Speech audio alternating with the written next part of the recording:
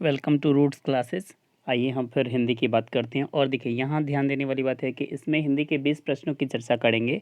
जो 20 प्रश्न RK mission, CHS या जितने सारे ऑल कॉम्पिटिटिव एग्ज़ाम हैं जिसमें हिंदी से प्रश्न पूछे जाते हैं, वो चाहे बीएड का एंट्रेंस एग्ज़ाम हो या फिर किसी दूसरे तरह का एग्ज़ाम हो, उन सब में यहाँ से प्रश्न पूछे जाते हैं। और आपको चाहे वो बैंक परीक्षा भी, कभी रेलवे हो, ठीक है, सब इंस्पेक्टर परीक्षा हो या स्टेनोग्राफर की हो, ठीक है, इन सब में लगभग इस तरह के प्रश्न पूछे जाते हैं। चूँकि हिंदी तो हिंदी है भाई, वो सब क्लासों के लिए वही है, थोड़ी बहुत उसकी लेवल में बढ़ती या घटती होती है। या प्रवक्ता परीक्षा हो, ठीक है, या बीएड एंट्रेंस एग्ज़ाम हो, ठीक है, या राजस्व विभाग हो, ठीक है, इन सब में यहाँ से प्रश्न पूछे जाते हैं। हम वही चर्चा करेंगे। पहला जो है ये पाठबोधन है, यानी कम्प्रीहेंसन है। और कम्प्रीहेंसन एक निश्चित रूप से रहता है जिसमें आप इसी लाइन को पढ़कर और यहीं से आंसर देने होते हैं। चलिए तो हम लोग पढ़ लेते हैं बिना समय गंवाए।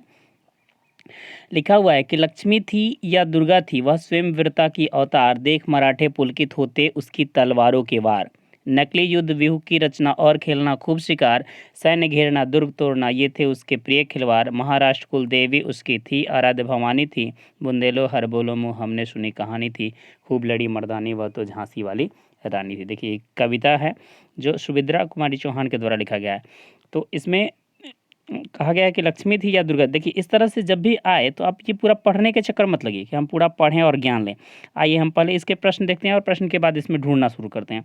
पहला प्रश्न बनता है कि उक्त पदांश का सही शीर्षक हो सकता है, इसका शीर्षक बताना है, यानी इसका मेन शीर्षक क्या हो सकता है, चैप्टर का हेडिंग क्या हो सकता है। झांसी की रानी, 1857 का गदर, अंग्रेजों का आक्रमण या महाराष्ट्र की कुलदेवी। देखिए ये झांसी रानी की बारे में यानी लक्ष्मीबाई के बारे में लिखा गया है, इसलिए इसका हेडिंग क्या होना चाहिए, झांसी की रानी, ये हेडिंग होना चाहिए। ठीक है, अगला प्रश्न समझते हैं। अगला प्रश्न है, इस कविता की कवित्री का नाम क्या। भाई इस कवित्री का नाम क्या है, इस कवित्री का नाम है सुभद्रा कुमारी चौहान, यानी इसका सही आंसर है 2 नंबर। ठीक है, उसके बाद आगे प्रश्न चलते हैं। और अगला प्रश्न है कि इस कविता में प्रयोग किया गया रस है। अब देखिए आपसे पूछा गया है वो रस पूछा गया है, रस क्या होता है, इसके बारे में भी हम आपको बताएं कि रस क्या होता है।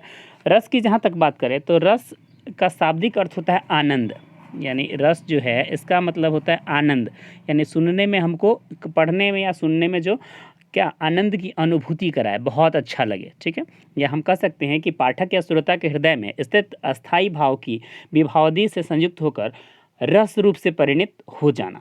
ठीक है, उसके बाद है कि रस समझिए तो 4 तरह के होते हैं, एक अस्थाई भाव, विभाव, अनुभाव और व्यभिचारी भाव, इतने तरह के होते हैं रस। अभी हम आगे चर्चा में आएगा तो बताएंगे। तो इसमें पूछा गया है कि इस कविता में किया गया प्रयोग कौन से रस में है, यानी भक्ति है, करुण है, श्रृंगार है या वीर है। तो आप समझते हैं ये वीर रस की गाथाएं हैं। ठीक है, इसमें वीरता के बारे में बताया गया है।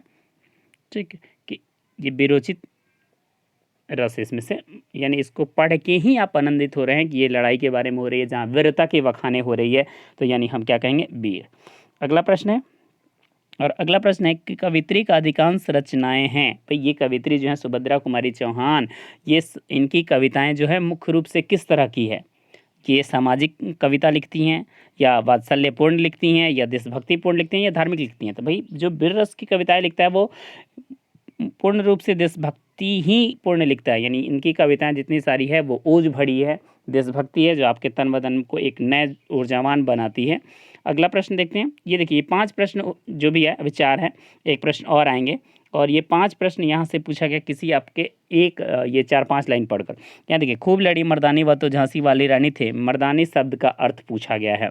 मर्दानी शब्द का अर्थ बताना है कि इसका मतलब क्या होता है, वीरांगना होता है या पुरुष जैसी या पुरुषवान या लड़ाकू। देखिए मर्दानी का मतलब यहाँ पे है पुरुष तत्वान से रिलेटेड है। ठीक है, यहाँ वीरांगना से मतलब नहीं, यानी पुरुषार्थ का यहाँ बोध कराया जा रहा है। ठीक है, मर्दानी का मतलब है कि वो किसी भी स्त्रीत्व का भावना नहीं, उसमें भी पुरुषों जैसा छंद उत्पन्न हो रहा है। ठीक है, ये चीज़ें यहाँ पे दर्शाई गई है।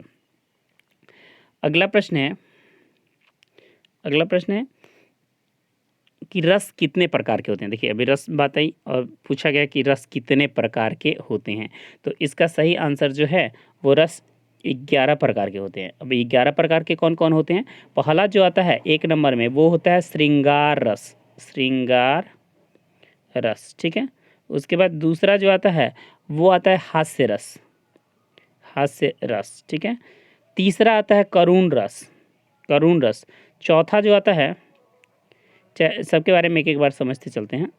जैसे पहला हमने बताया श्रृंगार रस, और श्रृंगार रस में आता है रति और प्रेम की भावनाएं आती है, ठीक है। यानी ये भी दो तरह का होता है, एक संयोग श्रृंगार होता है और वियोग श्रृंगार होता है। हास्य रस जो दूसरा आया हास्य रस, और हास्य रस में हम ये कह सकते हैं कि इसमें हंसी ठिठोली वाली बातें आती है, हास्य वाली, ठीक है। उसके बाद तीसरा आता है करुण रस, तीसरा आता है करुण रस, और करुण रस का मतलब होता है जिसमें शोक की बात बताई गई हो, ठीक है, शोकाकुल होता हो या किसी तरह की वैसी घटनाएं, अप्रिय घटनाओं के बारे में चर्चा की गई है, तो वो करुण रस है। उसके बाद आता है चौथा जो आता है, चौथा जो है वो आपका वीर रस है, चौथा जो है वीर रस है, और वीर रस आपको उत्साह भरता है, ठीक है, उमंग भरता है, उत्साह भरने का काम करता है, ठीक है। उसके बाद आता है, चार हुआ, एक अभी 11 बताने हैं मुझे। पांचवा जो आता है वो पांचवा का नाम है रौद्र रस। रौद्र रस का मतलब ये होता है कि क्रोध को दर्शाता है रौद्र रस, ठीक है। उसके बाद छठा जो होता है वो भयानक रस है, भयानक रस, यानी जिसमें भय दिखाया जाता हो, ऐसा पोएम जिसमें भय दिखाया गया हो, भयभीत किया गया हो।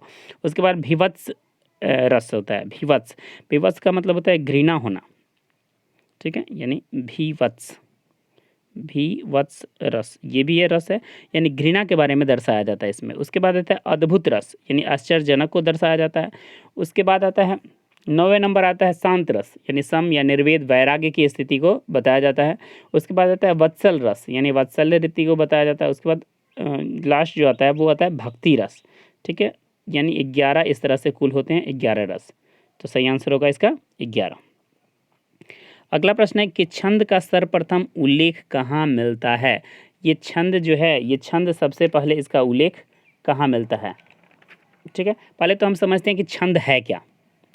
छंद जो है शब्द है वो छद, छंद जो शब्द है, एक सेकेंड, ये छद धातु से मिलकर बना हुआ है, छद, ठीक है, छद से बना हुआ है, जिसका अर्थ होता है आह्लादित करना, जिसका अर्थ होता है आह्लादित करना, आह्लादित करना यानी खुश करना। आह्लादित का मतलब होता है खुश करना, ठीक है। या हम कह सकते हैं कि छंद की परिभाषा में हम वर्णों या मात्राओं के नियमित संख्या के विन्यास से यदि आह्लाद पैदा हो तो उसे हम छंद कहेंगे, ठीक है। अब बात आती है, यहाँ प्रश्न पूछा गया है कि छंद कितने प्रकार के होते हैं, ठीक है। तो इसका सही आंसर है छंद जो होते हैं वो 3 प्रकार के होते हैं, और 3 ऑप्शन नंबर किस में है, 2 में है। अब 3 कौन कौन प्रकार के होते हैं वो हम थोड़े समझ लेते हैं कि छंद जो होते हैं वो 3 प्रकार के कौन कौन होते हैं। तो देखिए, हम पहला इसमें तीनों हम बता दे रहे हैं, तीनों कौन कौन होता है। पहला जो है वो वर्णिक छंद है, वर्णिक छंद है। दूसरा जो है मात्रिक छंद है, मात्रिक छंद है। और तीसरा जो है वो मुक्त छंद है, मुक्त छंद है, ठीक है। इस तरह से 3 छंद होते हैं, ठीक है, आप समझ गए होंगे। अब आगे चलते हैं अगले प्रश्न की तरफ, और अगला प्रश्न ये रहा कि तरणि तनुजा तट तमाल तरुवर बहुछाय में कौन सा अलंकार है। भाई यहाँ पे अलंकार पूछ लिया गया है कि अलंकार आपको बताने हैं, अलंकार कौन सा है।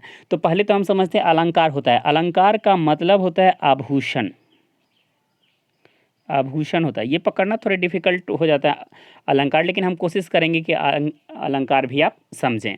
जैसे यहाँ आप देख रहे हैं तो इसमें तरणी तनुजा तट तमाल तरुवर, यानी आप देखिए ना, एक अक्षर जो त है, त है, इसको बार बार क्या हो गया है, बार बार रिपीट किया गया है। देखिए हर जगह त है, यानी हम कह सकते हैं कि व्यंजन वर्णों की आवृत्ति, यानी त क्या है, व्यंजन वर्ण है, तो हम यहाँ पे ये लिख सकते हैं कि व्यंजन वर्णों की आवृत्ति जो है वो आपको अनुप्रास कहलाता है, अनुप्रास कहलाता है। तो देखिए पहले ही ऑप्शन नंबर में दिया हुआ है अनुप्रास, ये अनुप्रास हो गया, अनुप्रास अलंकार है। लेकिन इसके आगे भी होते हैं, आगे एक छेकानुप्रास होता है। छेकानुप्रास का मतलब होता है कि अनेक व्यंजनों की एक बार स्वरूपतः या क्रमतः आवृत्ति का होना, अनेक व्यंजनों का, यानी वही व्यंजन बार बार नहीं है, थोड़ा बदल बदल के व्यंजन है, उसकी भी पुनरावृत्ति हो रही है। और यहाँ पे तो अनुप्रास में जो था वो एक ही व्यंजन की आवृत्ति हो रही है, ठीक है। उसके बाद वृत्यानुप्रास होता है, लटानुपास होता है, यमक होता है, श्लेष होता है, वक्रुति श्लेष्मा होता है, विप्सा होता है। ये बहुत सारे हैं, लेकिन आपको एक दो याद रखने होंगे, ठीक है।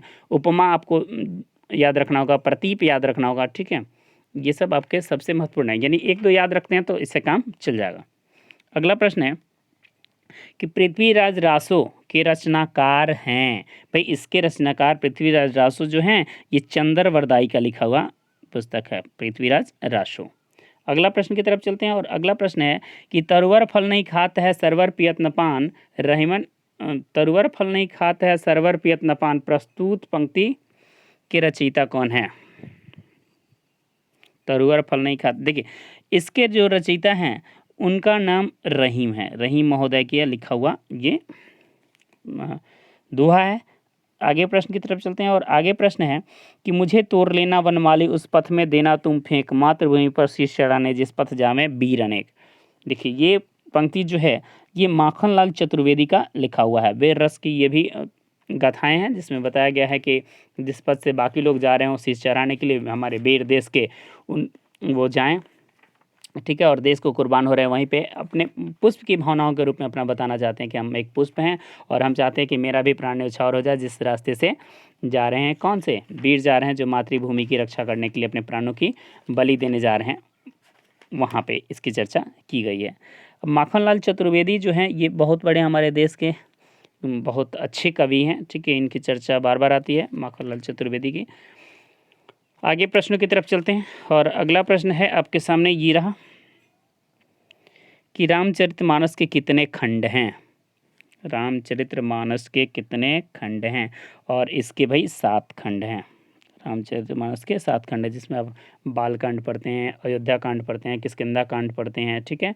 ये सब कांड जो पढ़ते हैं, ये सातों के सातों कांड आपको पढ़ने हैं रामचरितमानस में, जो गोस्वामी तुलसीदास के द्वारा लिखा गया है, ठीक है। इस तरह से विनय पत्रिका की चर्चा आती है, तो विनय पत्रिका भी तुलसीदास के द्वारा लिखा गया है, जो आपको याद रखने हैं। कभी कभी इस तरह के प्रश्न पूछ लिए जाते हैं।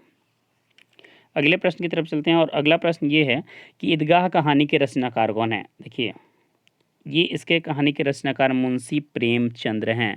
मुंशी प्रेमचंद की और सारी भी आप रचनाएं जो हैं उसको याद कर लेंगे, ठीक है।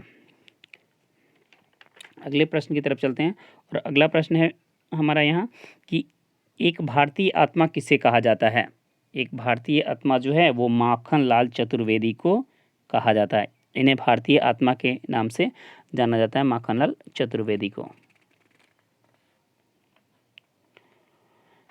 आइए आगे पढ़ते हैं, और अगला प्रश्न है कि जो धन का व्यय करता हो उसे क्या कहते हैं? भाई उसको जो धन का व्यय करता हो, यानी जो धन का क्या करता हो, खर्चा कर देता हो, उसको अपव्ययी कहते हैं।